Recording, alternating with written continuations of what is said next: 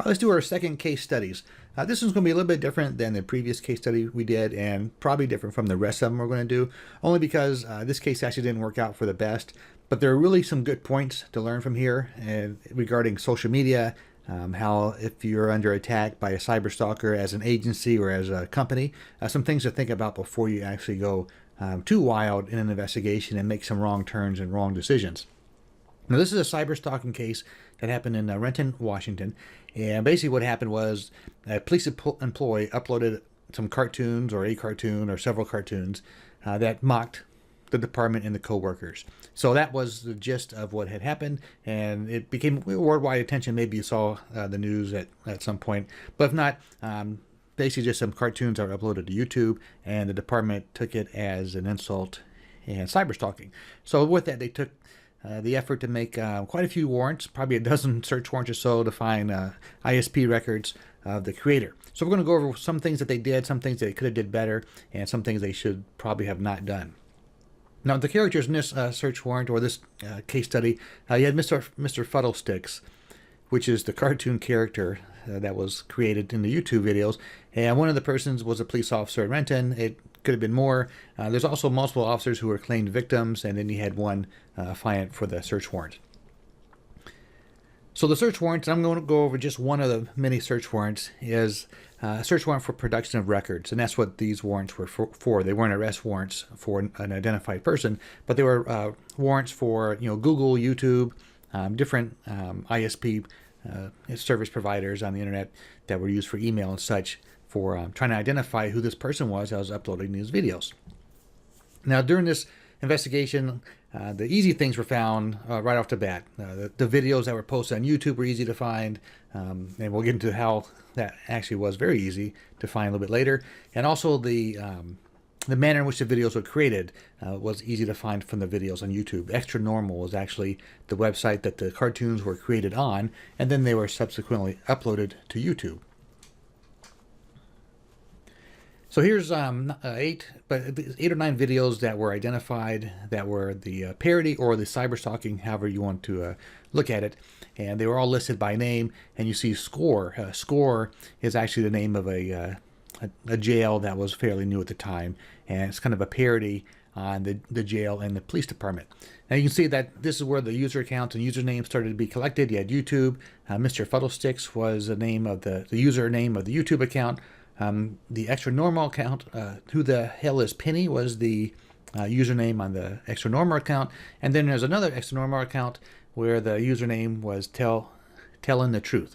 And there's more, obviously, but here's 3 just right off the bat. And this is just from what you could see by going onto the website and finding the usernames of the accounts.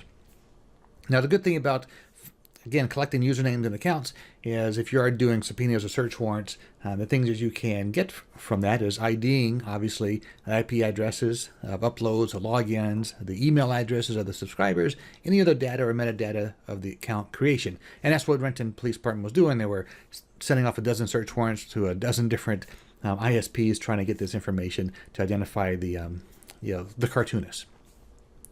This is one of the videos here. You have a date here, and the reason I just call out the date is because a date and time, especially in this case where it's the assumption it's an employee, and this could be to a corporation, it could be a police department, it could be a sheriff's department, anything where you have an employee that's causing some problems or some grief, whether it be stalking or not. The date and time of these incidents are going to be important, as are the IP address that you find.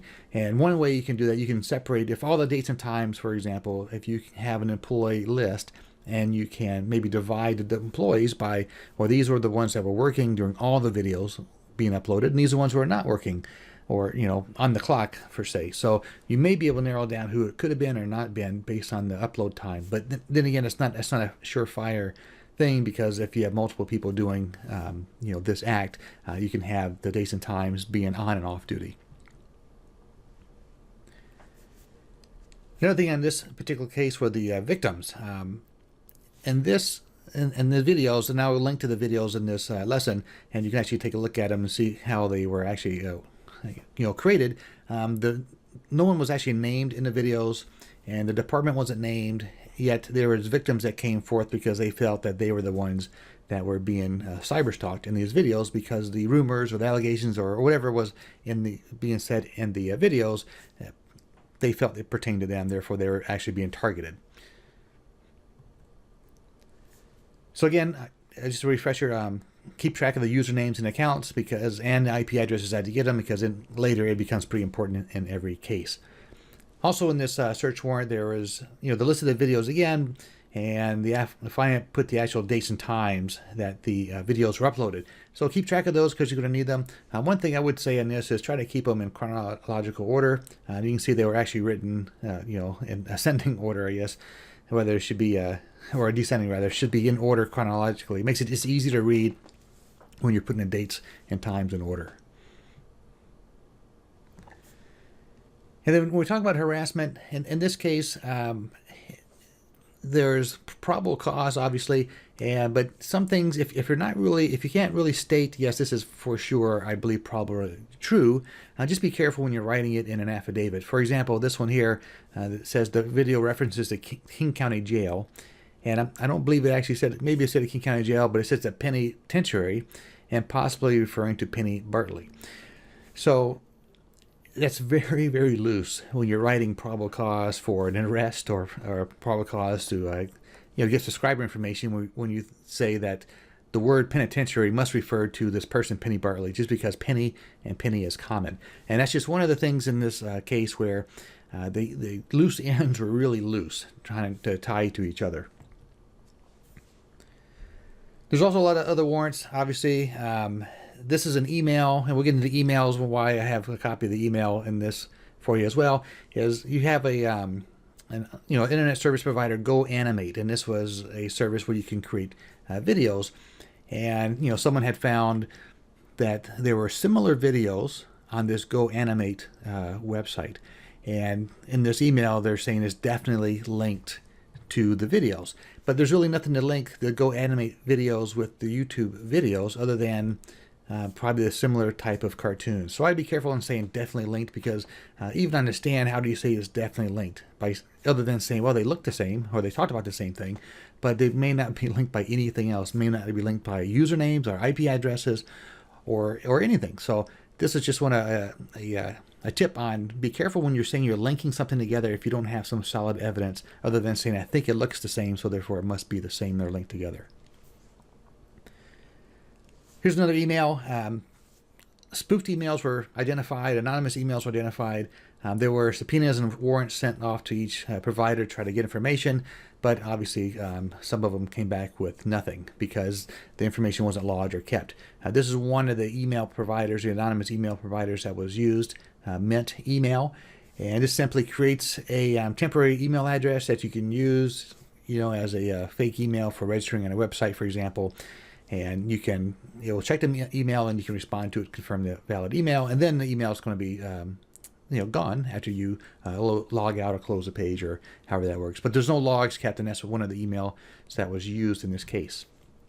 So what happened with all these search warrants and with the insider posting the videos, obviously there were leaks to the press, and the press kind of went wild with the police department chasing one of their employees for creating YouTube videos. So it kind of spiraled out of control. Worldwide response. Truly, there was international news on this one case. A lot of hate mail sent to the mayor and chief, and complaining about First Amendment violations and a bunch of other issues, and some craziness with threats and bomb threats and such. There was public records requests. When I say skyrocketed, apparently there was just a ton of public records requests on emails and the videos and personnel files and such. And then everyone in the department was pointing fingers at each other because no one knew who did it, right? I was called to help with this investigation, and I gave my opinion on how to do it, and the department actually went opposite of what I suggested they should do in this case. And what happened was you just have a lot of bad things happening in the department at that time. So this is one of the email threats that were sent. This is a bomb threat. Obviously, it was a fake. Kevin Milosevic was the chief, or still is the chief, and was saying basically he didn't think it was a real threat for this one email. But this is just another email example of how many dozens of emails they received in this case, because the public was upset. So also the public records request, they were put online. I don't know if all the public records are put online, but many of the emails are put online. The search warrant affidavits are put online. A lot of things are put online. And you can still find it online today. Like I said, I've linked to some of these as well, so you can take a look if you're interested. So this is an internal email that was subsequently posted online, and this is a note where an email of an employee talking about public records requests for their personnel files. So the police officers were having their personnel files requested by the public with public records request. So with the Streisand effect, what's happening is you have the public being so upset that they're requesting public records from all the police officers. So during this investigation, and there were some officers that came forward, they admitted they created one or more videos, and others came forward saying they knew about the videos and who actually created them. So the ACLU represented at least one or more of the video makers. One of the search warrants was retracted by a judge later. It was which is kind of rare to see a judge approve a search warrant and then later retract the approval of that search warrant. The case was suspended, and during this whole time, everything the department did was really negative in the public eye. There was a shredding of documents. There was a shredding of internal investigation files. I believe one or more news agencies requested personnel files, and before turning them over, there was like a shred party, is what the news called it, and all the files were shredded. The ones that were asked for by the department was actually shredded. So that obviously is a bad, worse reaction, when you're trying to fix a problem, is to do things like that. Other things in the case, here you have, the cartoon maker, or at least one of them, Judd, admitted to using a prepaid credit card to pay for the video that he developed. So here he's saying one video he made, the video, and he used a prepaid credit card. So he took some effort, going to a supermarket, buying a prepaid credit card, activating it, and then using that card on the internet to pay for the video that he developed. And they're saying that if that's the case, it can stall our investigation, meaning if there's others that created videos and they use the same method, they're not going to be able to identify the use. Now, there are some things you can do with prepaid credit cards, but in this particular case, since the officer admitted he used a prepaid credit card, no need to go any further because you have an admission or a confession. This is another internal statement or memo that said the case was suspended. And, the reason for it was suspended and some other things in there. But this internal memo, it actually became public because of public records requests posted online. So as far as the cartoonist, whether it be one or more, use of prepaid credit cards, you had some anonymous email, some spoofed email, public Wi-Fi, get into that in a second too, and they use, of course, free webmail with fake information, such as the Mr. Fuddlesticks with the YouTube and Google account. So these are some pretty tough things to crack if you don't really spend a lot of time trying to tie them together, like I said, with the IP addresses and some other things you talk about, when you're trying to place somebody behind a keyboard. Now, with the free Wi-Fi and the public Wi-Fi of the library, there's some records that were released and some emails that said, some IP addresses were that of the King County Library System. Now, King County is one of the largest counties in Washington State, and this is one of the largest libraries. Actually, I think one of the largest libraries in the country. So you have, over 50 libraries, I believe it is at the time, and they're all providing public Wi-Fi. And when it was requested, which library was used, the IT department at the KCLS library, they could only tell that it was their Wi-Fi, but could not tie it down to a specific library. So trying to do surveillance, perhaps, on if you have a date and time that these videos are being posted at a library. In this case, you wouldn't be able to do surveillance on all 50 libraries just because of the immense area to cover and the number of libraries to cover, and the odds of finding that one person would be pretty slim in this case. So again, how was it solved? The cartoonist officer, he forwarded the email after he created to a few friends in the police department. So from the outset, there was a couple people who knew about the video and who created it. So, and then obviously, if you work in a police department, people talk, as in any organization. So more people did know about it, and eventually they came forward and kind of spilled their guts on, how they came about to know who did it, and how many times they saw the video, for example. And of course, the officer finally admitted to the videos, not all of them, but definitely admitted to at least one or so of the videos. Now, had that officer had not told anyone, I don't believe it would have been solved. I think based on, if he had not emailed those videos from his personal account to work account of his friends at the department, most likely this would not have been solved. So this is just an example of, in most cases, or in many cases, the suspect's going to solve it for you in one way or another, whether it be a mistake or an oversight. In this case, he probably didn't think it was, on one hand, he knew he shouldn't have did it with a prepaid credit card, anonymous account, but on the other hand, he felt maybe it's not that serious because he emailed it, basically tying it to him as he emailed it to his friends. Now, as a result of this investigation, there's some demotions, obviously, early retirement, admissions and confessions. The public perception was just really bad at that time.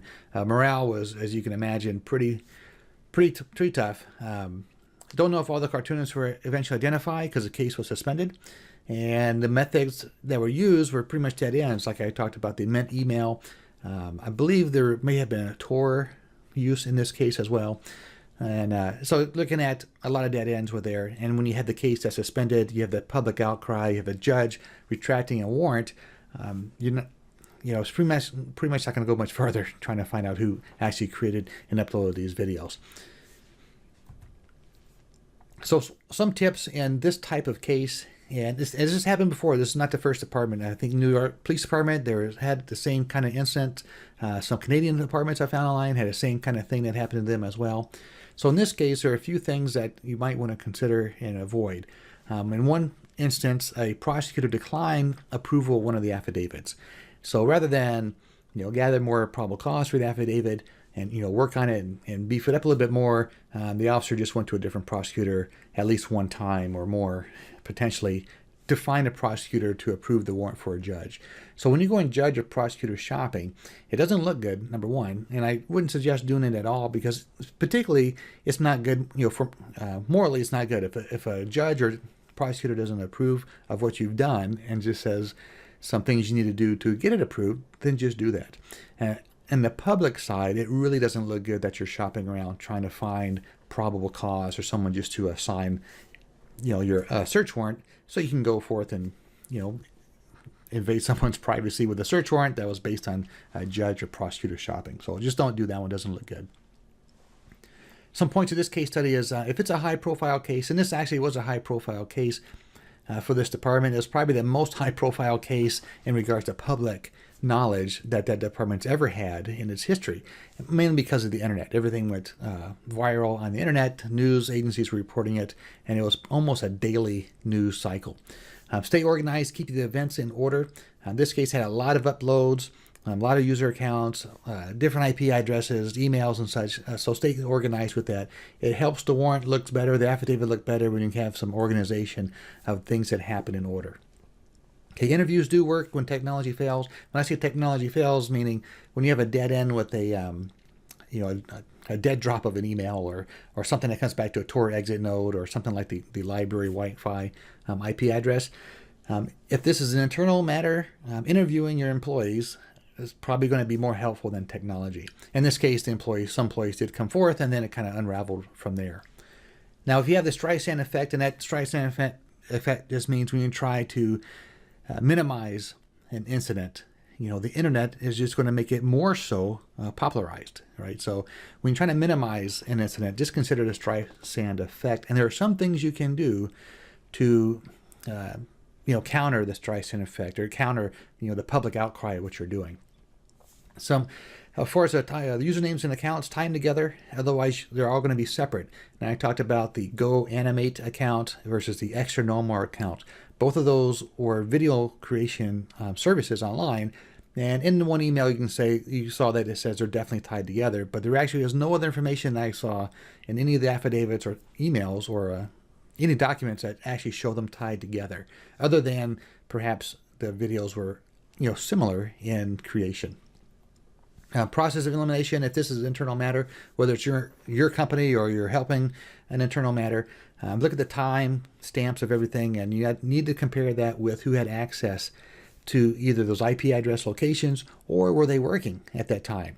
And it doesn't effectively it doesn't give you a conclusive answer of, well, these only 5 people were working during those times, so it must be these 5 people. But it does kind of narrow down who to talk to first for interviews.